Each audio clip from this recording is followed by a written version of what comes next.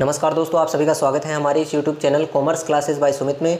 दोस्तों BCom part first के अंदर हमारी सेकंड बुक चल रही थी कॉर्पोरेट एंड फाइनेंशियल अकाउंटिंग, जिसके अंदर हमारा पहला चैप्टर हो गया था वैल्यूएशन ऑफ इन्वेंट्री। आज हम बात करेंगे सेकंड चैप्टर की, जिसका नाम है किस्त भुगतान लेखे, इंस्टॉलमेंट पेमेंट अकाउंट्स। तो इसके अंदर देखिए, सबसे पहले आप डेफिनेशन देखेंगे किस्त भुगतान पद्धति क्या होती है। तो दोस्तों जब भी हम कोई एसेट्स यानी कि संपत्ति क्रय करते हैं, एसेट्स यानी कि संपत्ति जब हम क्रय करते हैं तो या तो हम कैश में खरीदते हैं यानी कि नगद में, या फिर उधार में। लेकिन एक उसके अलावा भी चीज़ होती है, उसे कहते हैं इंस्टॉलमेंट यानी कि किस्त में। जब हम कोई भी एसेट्स यानी हमारी संपत्ति होती है, यानी कि जब हमें एक बाइक खरीदनी है हमें, तो उसकी कीमत है 50,000 रुपये। तो वह बाइक हमने 10,000 रुपये तो उसे तुरंत दे दी, और बाकी हमने उससे कहा कि जो 40,000 रुपये हैं उसकी हमें किस्त बंधवा दीजिए। तो किस्त मतलब महीने की महीने जब हम उसका एक फिक्स अमाउंट है वो डिसाइड कर लेते हैं कि महीने की महीने हमें 5-5 हज़ार रुपये उसे देने हैं, तो वो हमारी क्या हो गई, किस्त हो गई। तो उस किस्त के ज़रिए हमने उस संपत्ति का क्रय किया, तो उसे ही हम किस्त भुगतान पद्धति कहते हैं, जिसमें हमारे पास उस संपत्ति का क्या होता है, स्वामित्व है। स्वामित्व हमारे पास आ जाता है, यानी कि वह संपत्ति हमारे कब्जे में आ जाती है, लेकिन उस संपत्ति का जो मूल्य होता है, उसकी जो किस्त होती है वो चालू रहती है। इसके अंदर अगर हमने एक भी किस्त जमा नहीं की तो वह जो विक्रेता होता है, बेचने वाला, वह उस संपत्ति को वापस अपने पास ले जा सकता है। तो बस इसमें इतना ही ध्यान रखना कि जब हम कोई भी संपत्ति यानी कि एसेट्स परचेज करते हैं, तो हम किस्तों में अगर उसे परचेज करेंगे तो उसे ही हम किस्त भुगतान पद्धति कहेंगे। इसके अंदर दो पक्षकार होते हैं, एक तो होता है क्रेता यानी कि परचेजर, और एक होता है विक्रेता यानी कि सेलर। क्रेता मतलब खरीदने वाला और विक्रेता मतलब बेचने वाला, ये दो इसके पक्षकार होते हैं। आइए अब इन्हीं दोनों पक्षकारों की जो जर्नल एंट्रियां हैं वो आपको बताते हैं। हाँ तो दोस्तों, अब बात करते हैं क्रेता की पुस्तकों में हम क्या एंट्रियां करेंगे और विक्रेता की पुस्तकों में हम क्या एंट्रियां करेंगे, तो वो आप देख लीजिए। इन एंट्रियों के आधार पर ही आगे के एग्जाम्पल वगैरह होंगे। तो चलिए स्टार्ट करते हैं। परचेजर यानी कि क्रेता की पुस्तकों में आपको क्या एंट्रियां करनी है। सबसे पहले बात करते हैं कि अनुबंध यानी कि कॉन्ट्रैक्ट जब होता है, जब संपत्ति हम खरीदते हैं किस्तों में तो कॉन्ट्रैक्ट होता है। तो कॉन्ट्रैक्ट होने पर हम एंट्री करेंगे एसेट्स अकाउंट डेबिट, संपत्ति खाते को क्या करेंगे, डेबिट। उसके बाद में इंटरेस्ट सस्पेंस अकाउंट डेबिट, क्योंकि जब हम संपत्ति खरीदते हैं किस्तों में, तो जब हम किस्तों में खरीदते हैं तो उसके ऊपर हमारा ब्याज भी लगता है, तो उस ब्याज खाते को भी हम डेबिट करेंगे, इंटरेस्ट सस्पेंस अकाउंट डेबिट। उसके बाद में एंट्री करेंगे, एंट्री को आगे बढ़ाएंगे हम, क्रेडिट में करेंगे टू वेंडर अकाउंट, यानी कि जो विक्रेता है सेलर, उसके खाते को हम क्रेडिट करेंगे वेंडर के नाम से। तो एंट्री बनेगी assets account debit, interest suspense account debit to vendor account. Assets account debit किया तो डेबिट में संपत्ति का रोकड़ी मूल्य आएगा, इंटरेस्ट सस्पेंस हमारा ब्याज कितना बनेगा वो डेबिट होगा, और दोनों का टोटल वेंडर अकाउंट में क्रेडिट होगा। ठीक है।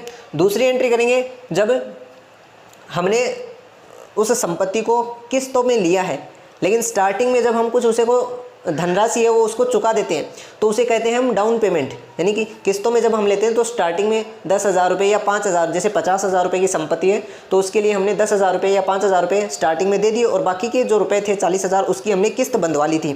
तो वो जो स्टार्टिंग में आपने जो 10,000 रुपये दिए उसकी जब उसको डाउन पेमेंट बोलते हैं, उसकी एंट्री करेंगे vendor account debit to bank. Vendor यानी विक्रेता के खाते को हम डेबिट करेंगे और क्रेडिट करेंगे बैंक अकाउंट को, क्योंकि हमारे पास से पैसा गया यानी हमने चेक बनाकर दे दिया, तो बैंक अकाउंट को हम क्रेडिट करेंगे। तीसरी एंट्री जब किस्त ड्यू हो जाती है, किस्त जब ड्यू होती है ना अगले मंथ में, जैसे किस्त की राशि हमारी है 5,000 रुपये, तो जब एक महीना निकल जाएगा तो उसके बाद किस्त हमारी ड्यू हो जाएगी कि हमें जाके जमा करवाना है। तो ड्यू होने पर एंट्री करेंगे interest account debit to interest suspense account, और उस किस्त की राशि को जब हम चुकाएंगे तो एंट्री करेंगे vendor account debit to bank account. उसके बाद में अगर उस संपत्ति पर, उस एसेट्स पे अगर वर्ष के अंत में कोई डेप्रिसिएशन अप्लिकित होता है यानी मूल्यह्रास, तो उसकी एंट्री करते हैं depreciation account debit to assets. और लेखा वर्ष के अंत में उस डेप्रिसिएशन को और उस इंटरेस्ट को हम प्रॉफिट एंड लॉस अकाउंट में ट्रांसफ़र कर देते हैं, तो उसकी एंट्री करते हैं profit and loss account debit to interest account to depreciation account. तो ये क्रेता की पुस्तकों में एंट्रियाँ होंगी। अब बात करते हैं विक्रेता की पुस्तकों में एंट्री होगी। सबसे पहले देखिए, यहाँ हमने कॉन्ट्रैक्ट पे एंट्री की थी, assets account debit to interest suspense account debit to vendor account, विक्रेता के लिए। और यहाँ जब विक्रेता की पुस्तकों में एंट्री करें तो ये होगी क्रेता के लिए, तो purchaser account debit to sales account to interest suspense account. यानी कि क्रेता को हमने माल बेच दिया या कोई संपत्ति है वो बेच दी, तो एंट्री करेंगे purchasers account debit to sales to interest suspense account, ये कॉन्ट्रैक्ट पे एंट्री होगी। सेकेंड, जब डाउन पेमेंट होता है तो ये तो पेमेंट करता है, क्रेता तो पेमेंट करता है, लेकिन जो विक्रेता है वो पेमेंट को रिसीव करता है, पेमेंट उसे प्राप्त होता है, तो एंट्री करता है bank account debit to purchaser. किससे इसको पैसा किससे मिला? परचेजर से, तो परचेजर को तो करेगा क्रेडिट, और डेबिट किसको करेगा? जो इसके पास रुपया आया है। रुपया किस रूप में आया है? इसको चेक के रूप में आया है, तो चेक को हम बैंक अकाउंट से शो करते हैं, तो bank account debit to purchaser account. Third entry होगी किस्त है वो ड्यू होने पर, ये एंट्री करता था interest account debit to interest suspense, इसमें ठीक इसकी अपोजिट एंट्री हो जाएगी, interest suspense account debit to interest account, ये तो ड्यू होने पर, किस्त की राशि ड्यू होने पर। अब जब ये किस्त की राशि ड्यू हो गई तो उसके बाद में ये भुगतान करता है, यानी पेमेंट करता है, तो उसकी एंट्री करता है vendor account debit to bank, और जब ये तो भुगतान करता है और ये रिसीव्ड करता है उस पेमेंट को, तो ये एंट्री करेगा bank account debit to purchasers account. उसके बाद में जो ये सेल्स होती है इसको हम ट्रेडिंग अकाउंट में ट्रांसफ़र कर देते हैं, तो sales account debit to trading account. और वर्ष के अंत में इसका जो इसने जो इंटरेस्ट रिसीव्ड किया वो हम प्रॉफिट एंड लॉस अकाउंट में क्रेडिट साइड में हम उसको ट्रांसफ़र कर देते हैं, तो एंट्री करते हैं interest account debit to profit and loss account. तो ये विक्रेता की यानी सेलर की बुक में एंट्रियाँ होती हैं, ये क्रेता की बुक में एंट्रियाँ होती है, और ये जो थर्ड एंट्री है, इन दोनों में जो थर्ड एंट्री है, थर्ड एंट्री से लेकर ये बाकी की नीचे तक की एंट्रियाँ यानी 3, 4, 5, 6 ये एंट्री, और इसी प्रकार क्रेता में third, fourth, fifth, six entry, ये हर वर्ष ये सेम एंट्रियाँ चलती हैं जब तक कि उसकी जो किस्त है वो पूर्णतया कंप्लीट नहीं हो जाती, तो हर महीने यही एंट्रियाँ चलेंगी। अब हम आपको एक एग्जांपल करवाते हैं। हाँ तो दोस्तों, आपकी स्क्रीन के ऊपर आपको एग्जांपल शो हो रहा होगा। 1 अप्रैल 2011 को राकेश ने किस्त भुगतान पद्धति पर विनोद से एक मशीन खरीदी। किस्त भुगतान पद्धति पर विनोद से एक मशीन खरीदी। तुरंत भुगतान के रूप में उसने 15,480 रुपये किया तथा 31 मार्च को 10,000 रुपये की 3 किस्तें भुगतान करने का समझौता किया। मशीन का रोकड़ी मूल्य था 35,000 रुपये। विनोद का 25% वार्षिक ब्याज वसूल करता है। राकेश प्रतिवर्ष क्रमागत ह्रास पद्धति से के आधार पर मशीन के रोकड़ी मूल्य पर 10% मूल्य ह्रास भी अपलिखित करता है। राकेश एवं विनोद की पुस्तकों में जर्नल प्रविष्टियाँ कीजिए। तो दोस्तों, एग्जाम्पल का हल करेंगे, लेकिन उससे पहले हमें ये एनालिटिकल टेबल बनानी है। तो चलिए इसके अंदर 5 कॉलम बना लेते हैं। किस्त का विवरण, रोकड़ी मूल्य का शेष, किस्त की राशि, ब्याज और पूंजीगत मूल्य। सबसे पहले देखिए रोकड़ी मूल्य कितना था उस मशीनरी का? 35,000 रुपये। उसके बाद में आपने उसमें डाउन पेमेंट कितना किया? 15,480 रुपये का। तो 35,000 में से 15,480 रुपये कम किए तो आए 19,520 रुपये। उसके बाद में जो हमारी पहली किस्त थी वो थी 10,000 रुपये की। तो उस 10,000 में ब्याज के कितने हैं और पूंजीगत मूल्य कितना बचा? तो उस 10,000 रुपये में देखना पड़ेगा आपको। तो ये जो बचा है ना, जो शेष 19,520, इसका 25% आपको ब्याज के लिए कहा गया था। तो 19,520 का 25% हमने निकाला तो आए 4,880 रुपीज़, यानी कि 4,880 रुपये। तो 10,000 में से 4,880 रुपये ब्याज के हो गए, तो मूल रकम कितनी रही? 5,120 रुपये। तो ये 5,120 रुपये इस पहली किस्त के इसमें से रोकड़ी मूल्य के शेष में से कम हो जाएंगे, तो आपके आएंगे 14,400 रुपये। और जो ये 5,120 रुपये ये आपके पूंजीगत मूल्य हो गए, ये आपको यहाँ पे पूंजीगत वाले मूल्य के कॉलम में आपको इसको लिखना है। अब ये 14,400 रुपये। उसके बाद में जो दूसरी किस्त है हमारी 10,000 रुपये की, तो उसके अंदर हमारा ब्याज कितना शामिल है वो भी देखना है। तो इस 14,400 रुपये का 25% देखिए 3,600 रुपये, और 10,000 में से जब हम इस 3,600 को घटाते हैं तो हमारे आते हैं 6,400 रुपये। तो वो 6,400 रुपये यहाँ आपको घटाने हैं, और यहाँ पर पूंजीगत मूल्य के कॉलम में आपको 6,400 रुपये शो करने हैं। उसके बाद में हमारी जो थर्ड किस्त है वो 10,000 रुपये की है, लेकिन 14,400 में से 6,400 रुपये घटाए तो आए 8,000 रुपये। तो इस 8,000 का 25% 2,000 रुपये। तो 10,000 रुपये में से 2,000 रुपये कम कर दिए तो आए 8,000 रुपये। वो 8,000 रुपये यहाँ पे घटाने हैं, और वही 8,000 रुपये आपको पूंजीगत मूल्य के कॉलम में भी लिखने हैं। तो इस प्रकार से आपकी किस्त की राशि कितनी बनी 15,400, तो आपने डाउन पेमेंट कर दिया और 10-10 हज़ार रुपये की आपकी 3 किस्त हो गई, तो टोटल आपके पास आया 45,480 रुपीज़।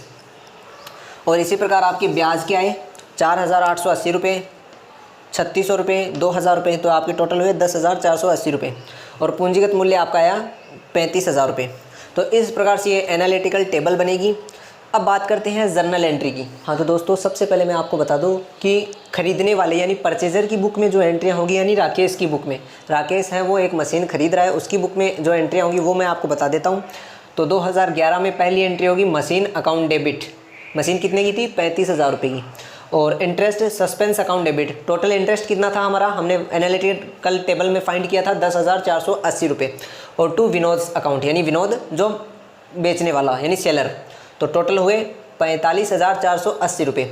उसके बाद में देखिए राकेश ने है वो डाउन पेमेंट किया 15,480 रुपये का, तो एंट्री करेगा Vinod account debit to bank account. Vinod यानी सेलर, तो उसके खाते को तो डेबिट करेगा और बैंक के खाते को क्रेडिट करेगा, तो एंट्री होगी Vinod account debit to bank 15,480 और 15,480, 15,480 डेबिट में और 15,480 क्रेडिट में। उसके बाद में 2012 में क्या हुआ, इंटरेस्ट वो ड्यू हो गया, तो उसकी एंट्री होगी interest account debit to interest suspense.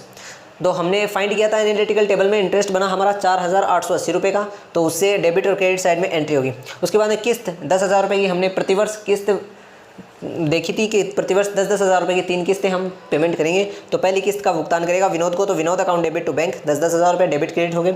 उसके बाद में उस मशीन के ऊपर 10% से मूल्य ह्रास भी था, तो वो मशीन थी 35,000 रुपये की, तो उसके ऊपर 10% डेप्रीशिएशन हुआ हमारा 3,500 रुपये, 3,500 रुपये, तो उसका भी हमने लेखा किया है depreciation account debit to machine 3500 debit और क्रेडिट। उसके बाद में वर्ष के अंत में क्या करना है आपको, इंटरेस्ट और डेप्रीशिएशन का जो रकम है, जो अमाउंट है, उसे पीएनएल खाते में ट्रांसफर करना है। पीएनएल मानी कि पीएनएल एप्रोप्रिएशन में, तो PNL appropriation account debit to interest to depreciation, तो ये टोटल हुए 8,380 रुपये और इंटरेस्ट के थे हमारे 4,880 रुपये और डेप्रीशिएशन के हमारे थे 3,500 रुपये। तो ये 2012 की एंट्री है। अब 2013 में भी ये सेम एंट्रियाँ चलेंगी, एंट्री सारी सेम चलेगी, बस अमाउंट में थोड़ा बहुत फर्क रहेगा।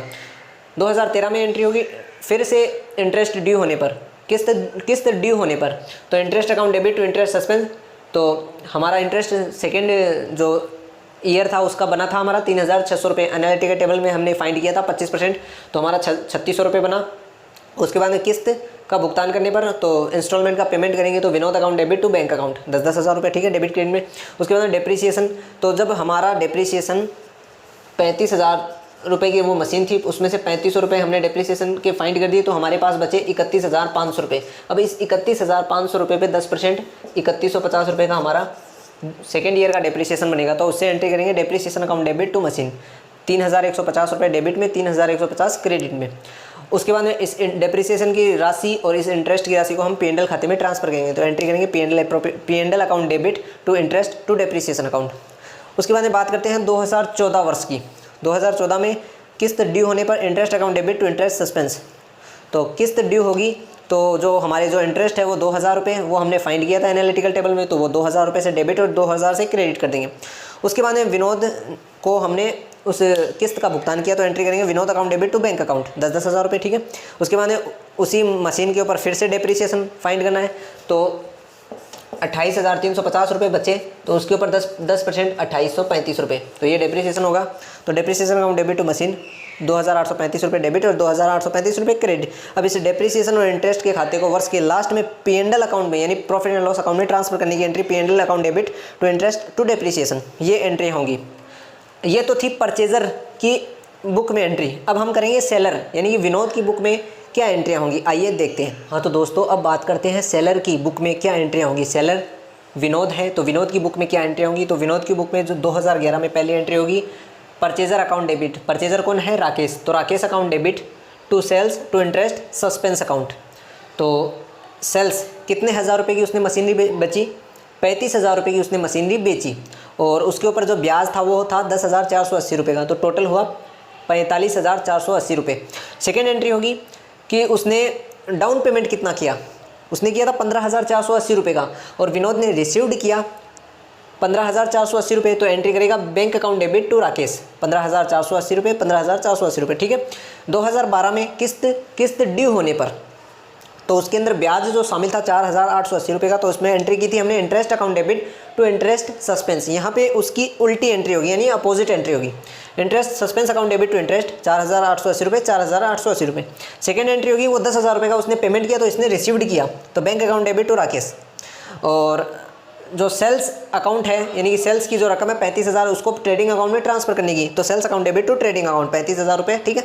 उसके बाद में जो इंटरेस्ट है उसको P&L में ट्रांसफर करने पर, तो interest account debit to P&L वही 4,880 रुपये, 4,880 रुपये। तो ये थी 2012 की। अब 2013 में सेम एंट्री चलेगी, interest suspense DR to interest, वो 3600 रुपये का ब्याज था, रिसीव्ड हुआ। और जो वो सेकेंड जो इंस्टॉलमेंट थी 10,000 रुपये की, वो रिसीव्ड की बैंक DR टू राकेश। और ये 3600 रुपये जो इंटरेस्ट के थे ये P&L में ट्रांसफ़र करने की एंट्री होगी। 2014 में वही 3 एंट्रियाँ सेम होगी। इंटरेस्ट की होगी 2,000 रुपये की, interest suspense account debit to interest, और उससे 10,000 रुपये से थर्ड जो इंस्टॉलमेंट थी वो रिसीव्ड की, तो bank account debit to Rakesh.